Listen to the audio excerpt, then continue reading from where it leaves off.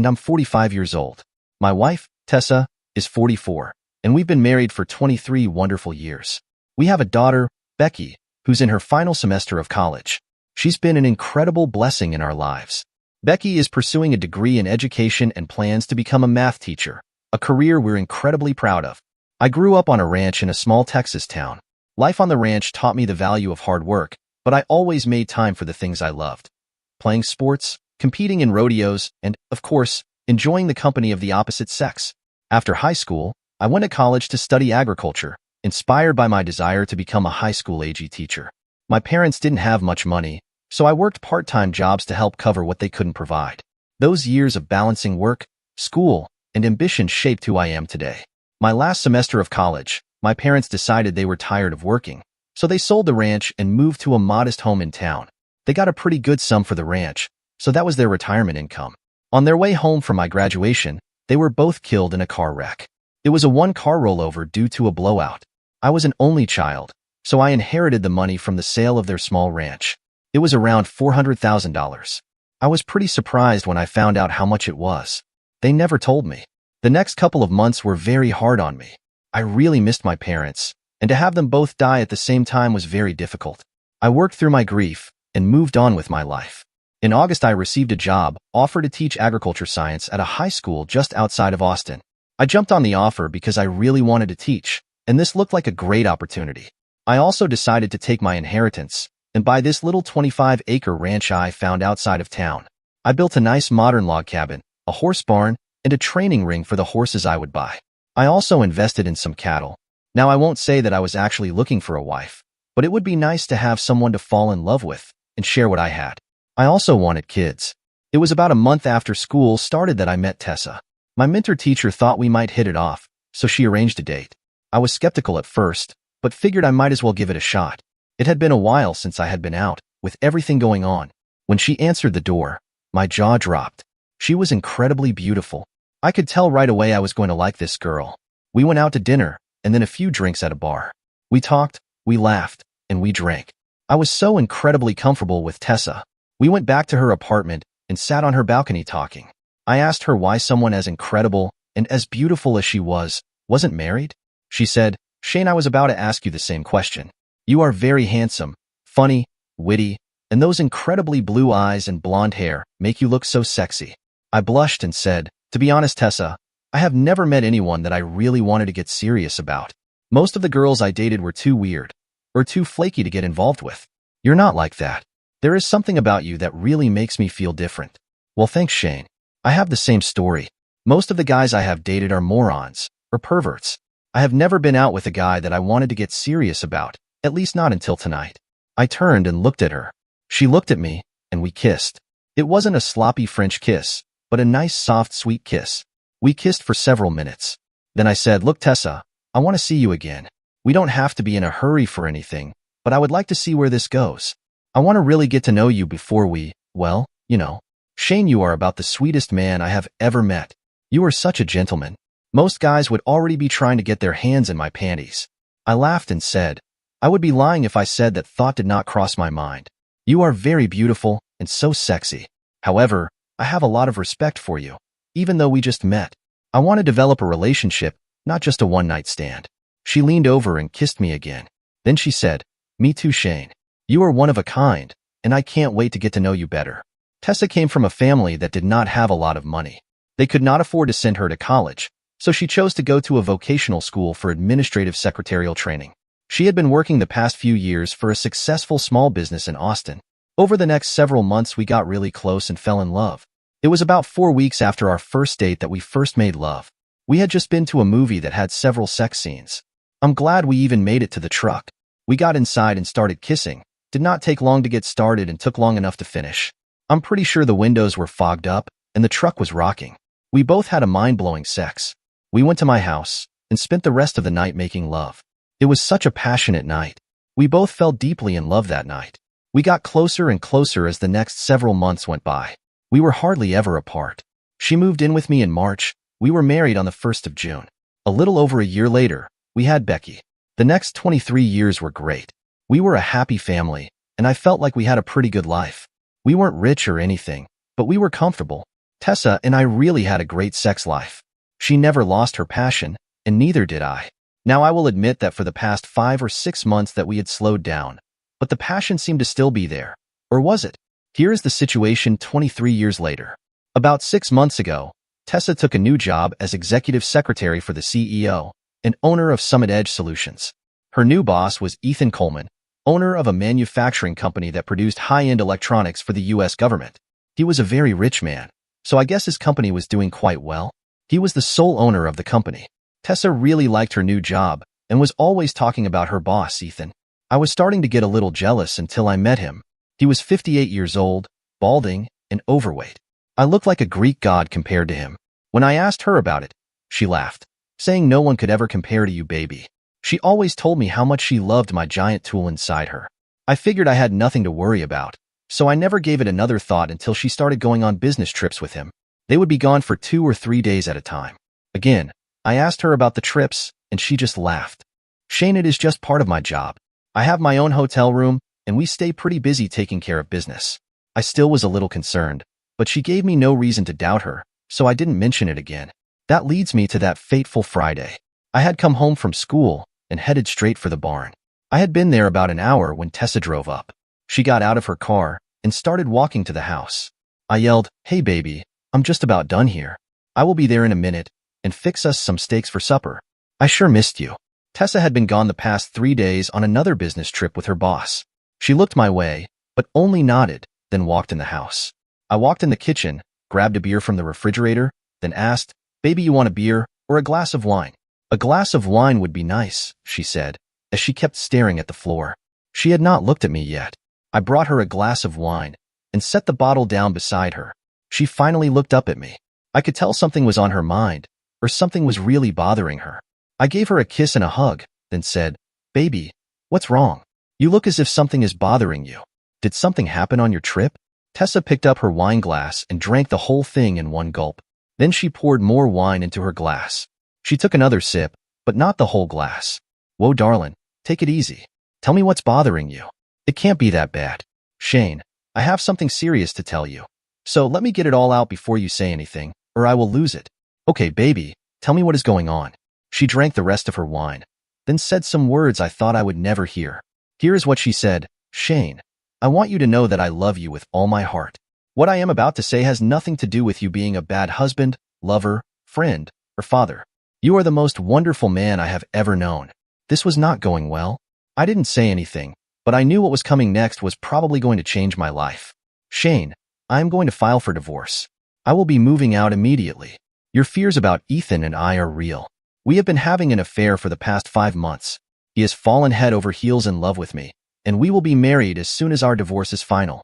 We will split everything 50-50, but you will keep the house, ranch, and everything here. I will only take my clothes and personal belongings." She stopped for a minute to let me digest what she had just said. "Go on," I said, rather calmly, I might add. I was seething inside. I was also hurting like hell. "I will be filing simply irreconcilable differences in the divorce. We should make this as quick, simple, and painless as possible." With that, she stopped, I guess to give me a chance to talk. I certainly had some things to say. "Tessa, are you in love with Ethan? I am fond of him, and I do find him very interesting. I'm sure I will love him in time." "Tessa, does Ethan satisfy you sexually more than I do? I mean, is he a better lover? Were you not happy with my ability to please you?" "No, Shane, he doesn't even come close. You are a great lover. I have always been satisfied by you." Then I said, "Have I treated you bad? Are you unhappy with me? I am trying to understand why you are doing this, why you are breaking up a marriage and a family. I am really confused here, Tessa. Shane, when I am nice to Ethan, he buys me really nice things. He loves me so much and likes to show his appreciation. He said if I would marry him, my life would be so easy. I would not have to work, and I would have anything I wanted. I would drive a fancy car, travel the world, have the finest clothes, and eat at fancy restaurants all the time. So, this is about money. You want to trade up for a man who makes a lot of money. Well, let me tell you, Tessa, there is a word for what you are doing, and it starts with a P. Shane, I am not a prostitute," she said as she began to cry. "I am really sorry to hurt you like this, but it is something I have to do. I cannot turn down this chance to be a rich man's wife. Tessa, you are hurting me. Do you have any idea how this makes me feel? I have worked as hard as I could for 23 years to give you everything I could, and I'm not just talking material things. I have given you my love, my affection, my friendship, my heart and soul, everything I have to give. I am sorry I didn't make enough money to make you truly happy. I apologize for that disappointment in your life. I need to be alone now, so I will go out to the barn while you pack. I could tell she was feeling terrible about the whole thing. I guess she didn't realize just what kind of pain she was inflicting. All she thought about was her newfound riches. I went to the barn and sat on a bale of hay. All of a sudden, I just lost it. I just sat there and cried. I will tell you that I never cry. My father always told me that men just don't cry. I didn't even cry at my parents' funeral. I felt like shit.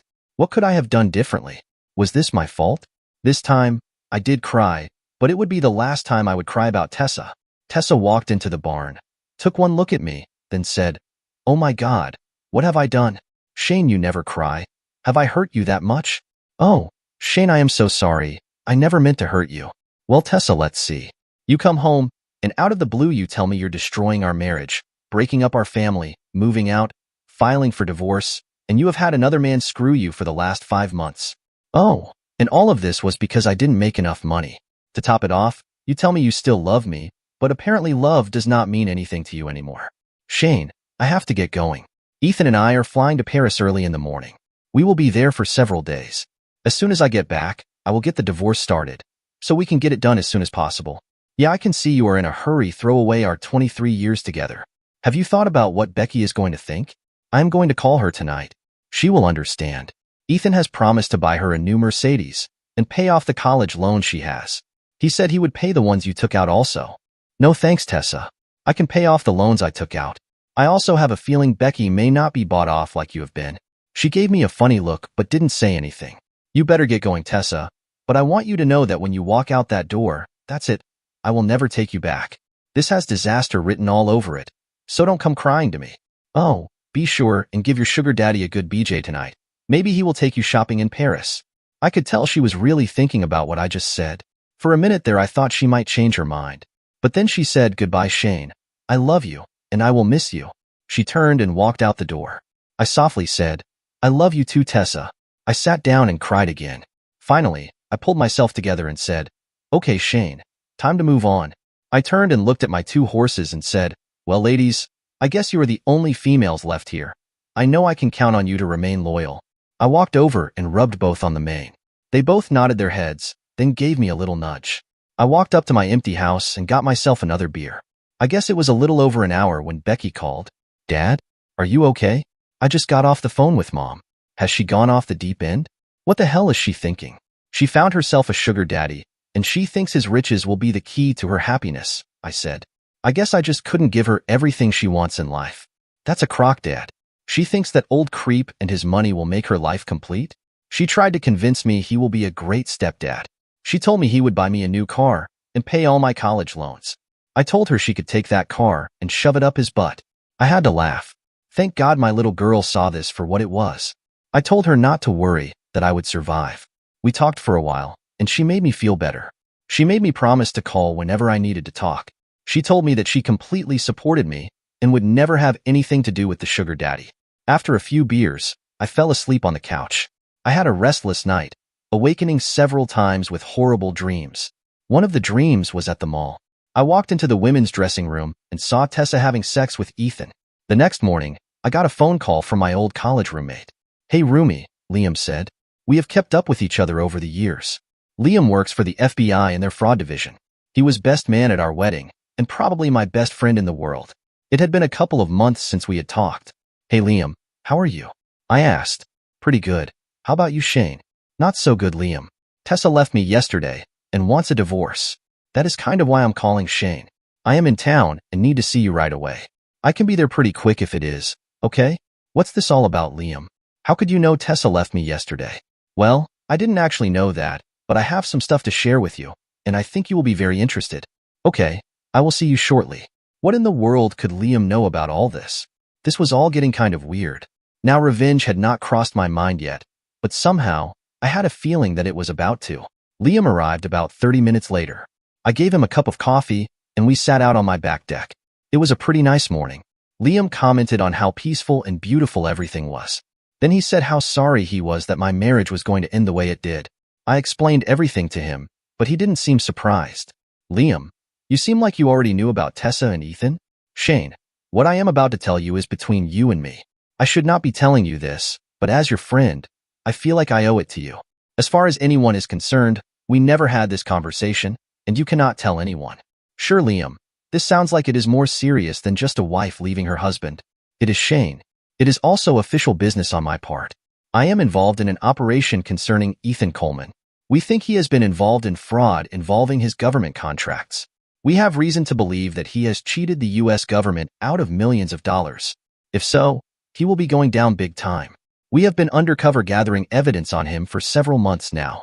Another couple of months or so, and I think we will have all the evidence we need to nail his butt to the wall. Wow, Liam, this is great. I hate that a-hole. I would give anything to see him destroyed. It would serve Tessa right also. How could she be so stupid? She was stupid to leave you for that prick, and because Tessa is his executive secretary, she became a person of interest in this investigation. Holy shit, Liam. Is Tessa involved in this fraud? We don't think so. We can't find any evidence that she knows about his crime. She will be involved, though, when all this comes down. She is going to be in for a rude awakening, I said. She thinks she is gaining a very rich new husband and will live happily ever after. In the course of our surveillance, we discovered Tessa's affair with Ethan. I was waiting until I had all the proof, then I was going to tell you, Shane. I guess her desire for riches led her to do what she did to you. Liam opened up his briefcase and pulled out a large envelope. He tossed it to me and said, "Here is plenty of evidence of their affair if you want to use it in your divorce. If anyone asks, you didn't get this from me." I opened the envelope. There were 8 by 10 pictures, emails, and several videos. They were very explicit and clearly showed the two of them having sex. There were also dates and times on everything. It was hard to look at and made me want to cry all over again. I kept my composure and thanked Liam for what he had done. It was funny, though. On all the close-ups of her face during sex, she didn't appear to be enjoying it at all. I saw a lot of faking on her part. I know how she acts when pleased, and I never saw her act anything like that when I made love to her. Another funny thing, Ethan really did have a small tool. Liam said he had to get back to work. He informed Moore that he would be in town a few more days, but he anticipated D-Day with Coleman to be in the near future. Liam, why don't we go out to eat tomorrow night? My treat for all you have done for me in this mess. Sounds great, Shane. My sister Megan is coming tomorrow. Would it be okay if she came along? Little Megan? Of course, it would be okay.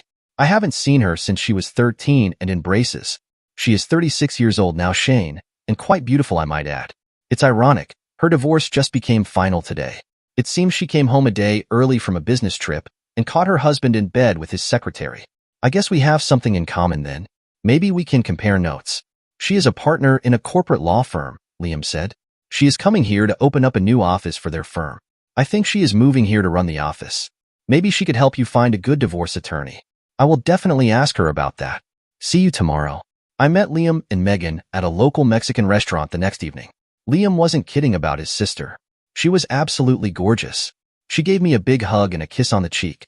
Wow, Megan, what happened to that little 13-year-old with braces and pigtails? She giggled and said, I grew up and became a woman.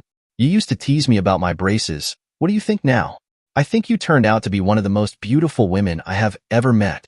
During dinner, Megan and I talked about my situation. Liam had briefed her on everything, and we agreed that because of the investigation, this would stay top secret between us. Liam did say that I could release the photos and video. I could just say a PI was used. I told them how Tessa planned on filing the divorce when she got back from Paris. She would use irreconcilable differences. Bullshit, Megan said. You need to launch a preemptive strike. I know a great family lawyer who will take good care of you. She is one of the best and specializes in adultery divorces. She took my ex-husband to the cleaners. I have her card in my hotel room. We can get it later. We can get started Monday, so that when Tessa gets back from Paris, you can have her served. Things were happening fast, but I do know one thing. I was very impressed with Megan, and I was also wondering if she would go out with me. Towards the end of dinner, Liam's phone rang. He walked away from the table, then came back and said he had to leave. He offered to pay, but I reminded him it was my treat. Megan and I finished our margaritas and got ready to leave. She informed me that the night was young, and if I knew a place where we could go dancing. Sure, I said. It's not far from here. We spent the next 2 hours dancing, drinking beer, and having a great time. To say we hit it off is an understatement. We seemed to be so compatible. I felt so relaxed and content in her arms. We went back to the restaurant to pick up her car. She asked me to follow her to her hotel so she could give me the card from the lawyer she was recommending. I followed her to her room where she took the card out of her bag and gave it to me. Her cell phone is on her card. Call her tomorrow and see if she can see you Monday. I will also call and give her a heads up. She is a good friend of mine, so I'm sure she will accommodate you. Thanks, Megan. How can I ever repay you? How about this? She spoke. She threw her arms around me and kissed me passionately. I kissed back. We fell on the bed and began to make out like there was no tomorrow. This continued for a few minutes until we both had to come up for air. Wow, Megan. I wanted to kiss you from the moment I saw you. Me too, Shane. You are incredibly handsome and so sexy. We made out some more, plus our hands started to roam around. We stopped again and I said, Megan, maybe we should slow down a little. I know your divorce just became final, and I don't want to take advantage of you in a vulnerable state. Shane, I am a big girl, and I know what I am doing. If anything, I'm probably taking advantage of you. I am so attracted to you, and I hope you are attracted to me. When I caught my husband with his secretary, all I could think of is what's wrong with me. Is this my fault? Then I finally figured it out. Hell, no, this is not my fault. I am young, decent looking, and I think I am sexy. He is the one who is to blame. I hope you don't think you're to blame for Tessa leaving. Like you, I did it first. Last night I just kept thinking, did I cause all of this? Was I a bad husband? Could I not provide all of my wife's needs? After being with you tonight, I realized it wasn't me. I have been a good father, husband, and lover. I have provided everything I possibly could. We kissed some more, but mostly just cuddled on the bed. It really felt comforting being there with her. We woke up the next morning still in each other's arms. I invited her to come to my house for lunch and to go horseback riding. We had a great afternoon, and Megan loved the horseback riding. Later that afternoon, we wound up on my couch where we heated up again, but it was still only a heavy makeout session. We decided we would continue to see each other and just see what happens. I took off work Monday and met with Julia, the attorney Megan recommended. I told my story and gave her all the evidence I had. Julia seemed pretty disgusted with my wife's behavior and attitude. She has been practicing for 30 years, so I guess she has seen it all. She said we would file on grounds of adultery and abandonment. We would ask for the house, ranch, and everything associated with it. We had $10,000 in our savings, which we would split. I would keep all the money in our checking account. She was already making her car payment, and her credit card was in her name, so she would keep them in her name. I paid her car and health insurance. Julia instructed me to cancel both as soon as possible. Any credit cards that were in both our names would be canceled. Those were mostly gas cards with no balance. Julia pretty much had all my bases covered. She said we would only use the explicit sex photos and videos if necessary. Julia wanted to know when Tessa would be back from Paris. I told her it was supposed to be Thursday morning. I gave Julia the address that Tessa had left me, in case I needed to forward any mail. Julia said she would be served Thursday morning. She is not going to like the adultery part, but I think she will agree to everything else. She seems satisfied with her new financial situation and seems to want the divorce as quick as possible so she can marry Mr. Coleman, Julia said. I will let her know that I will change the adultery part if she will sign the papers as is, I said. Good idea, said Julia. We just want her to know she did cheat on you. It was about 10:30 a.m. on Thursday morning when my cell phone rang. I didn't have a class going on, so I answered it. It was Tessa, and she seemed pretty upset. Shane, what the hell are these divorce papers I just got served? I thought we agreed that I would file the divorce. No, Tessa, I didn't agree to anything. I'm just trying to give you what you want as quick as possible. What's this adultery and abandonment, Shane? I thought we agreed to irreconcilable differences. Once again, Tessa, I never agreed to anything. Based on what you said, I think you can accept this settlement. You will soon be a rich man's wife. I will change the adultery and abandonment to irreconcilable differences if you will sign the settlement as is. Send me the revised copy, and I will let Ethan's lawyer look at it. If he says okay, then I will sign. I called Julia and told her about my conversation with Tessa. It was just as she predicted. She already had the new papers ready to be sent over. I know Ethan's his lawyer, she said. He is a corporate attorney and has no experience in divorce. He will probably blow it off and tell her to sign. Sure, enough. Julia was correct again. Tessa signed the papers, and they were back in Julia's office by Friday afternoon. I stopped by and signed on my way home from work. In 60 days, the divorce would be final. I called Megan, and we agreed to meet for dinner near her new office. We had a nice dinner and probably talked for about 2 hours. She could tell I needed to talk about everything, and I did. We decided no hanky-panky tonight. We would save up for Saturday night. Later that night, Tessa called. "Hi, honey," she said. "I just wanted to call and see if you were okay." I informed her that she no longer had the right to use any terms of endearment names for me. "I will survive, Tessa. You hurt this old cowboy pretty bad, but it doesn't matter now. You have what you want, and unfortunately, I wasn't what you wanted anymore. Shane, I am so sorry. I did not mean to hurt you. I still love you very much, and I want you to know I will miss you terribly. Yeah, whatever, Tessa. I guess you saw in the settlement that I will be canceling your car and health insurance. I will wait until next Friday, so you can arrange to get covered." "Thanks, Shane. Don't worry, Ethan will take care of all that." I wasn't worried. I was just letting you know. "Well, I guess this is goodbye, Shane. I hope you don't think I am a terrible person for doing this. I just had to do what I had to do. I love you, Shane." At this point, I started to choke up. I know Tessa could tell. My final words were, "Goodbye, Tessa.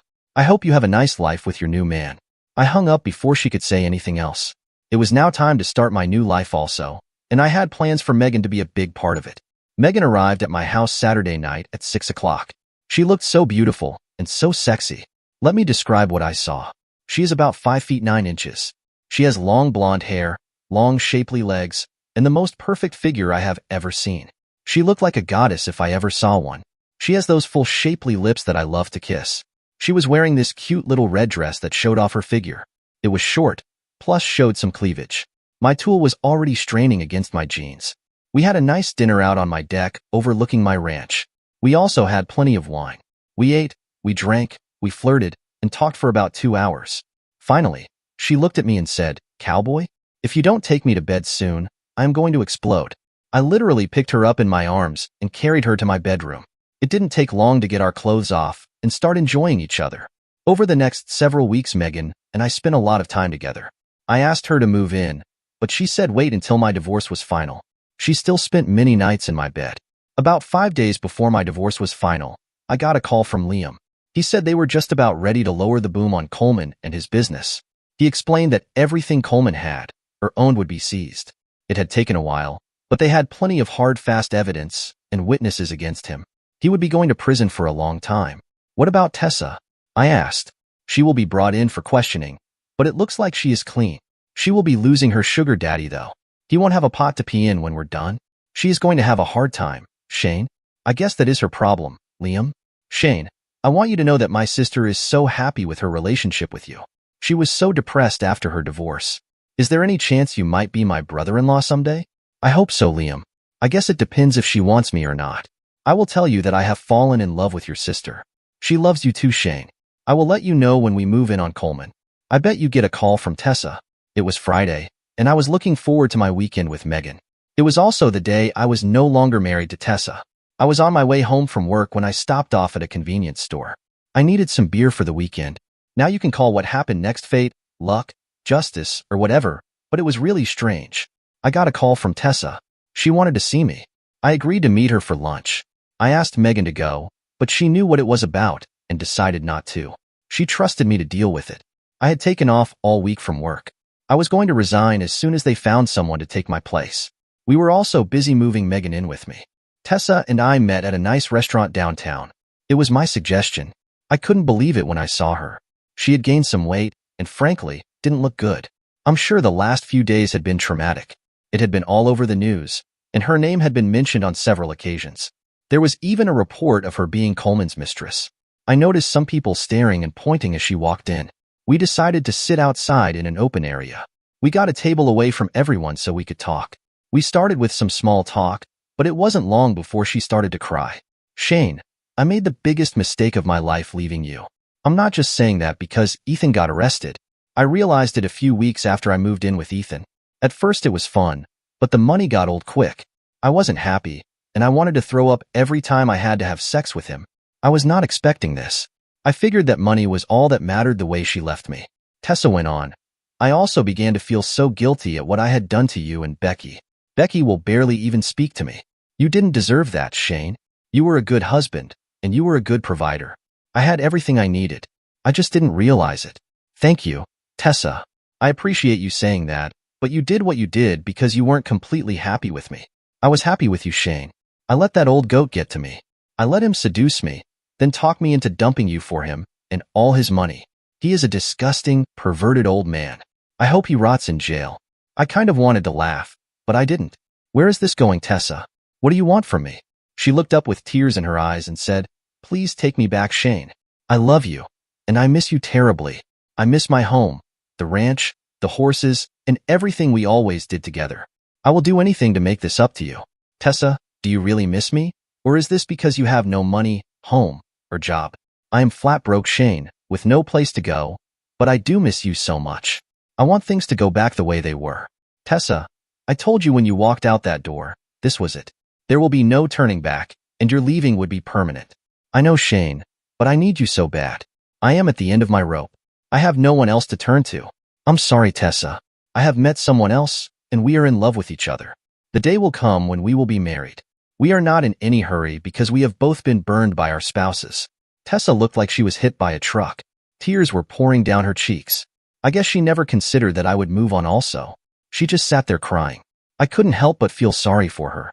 Yes, I did think about revenge when she left, but now I wanted to help her. Is there anything I can do to help you get back on your feet, Tessa? She looked up and said, I guess I was dreaming to even think you would take me back. I don't blame you. I wouldn't take me back either. If you could find it in your heart to maybe loan me a little money until I find a job and get a place of my own. I am staying with a friend right now, but I need to get my own apartment or something. How much do you need, Tessa? If you could loan me $5,000, I will start paying you back as soon as I get a job. The waiter brought our food. Tessa started eating, but I wasn't very hungry. I thought for a minute while I watched her eat. I reached in my pocket and pulled out a checkbook. I wrote out a check and handed it to her folded up. I said, Tessa, this should help you get a new start. You are a good secretary, so you should be able to find a job. Let me know if you don't, and I will see what I can do. I'm sorry it all turned out this way. I wanted to grow old with you, hold hands when Becky said her wedding vows, watch our grandkids as they took their first horseback ride, and be buried next to you on our ranch. I guess it wasn't meant to be. I got up and walked out of the restaurant. I left a $100 bill on the table to cover the bill and tip. I did glance back as she opened up the check. Her expression was one of disbelief. She looked up, I looked back, and she still was shocked. I had written on the check, screw you. I smiled and left. She watched me from the deck as I got in my car. Megan moved in, and we were married the following spring. Liam was the best man, and Becky was maid of honor. They had become best of friends. We had a Vegas wedding at Caesar's Palace. We invited a few friends and family to the wedding and reception. We had our reception in our honeymoon suite. Everyone had a great time. I won over $200,000 on a progressive slot machine. I guess I have been cursed to accumulate a lot of money through gambling. Tessa wasn't invited, but she read the announcement in the local paper. Tessa did find a job and a place to live. I hear she is dating a high school English teacher. I hope it works out for her. Ethan Coleman was tried and convicted of federal crimes. Everything he owned was seized to pay back the money he defrauded from the federal government. He will be spending a very long time in a federal prison. Dear listeners, please share your thoughts in the comments section below and don't forget to like, share, and subscribe.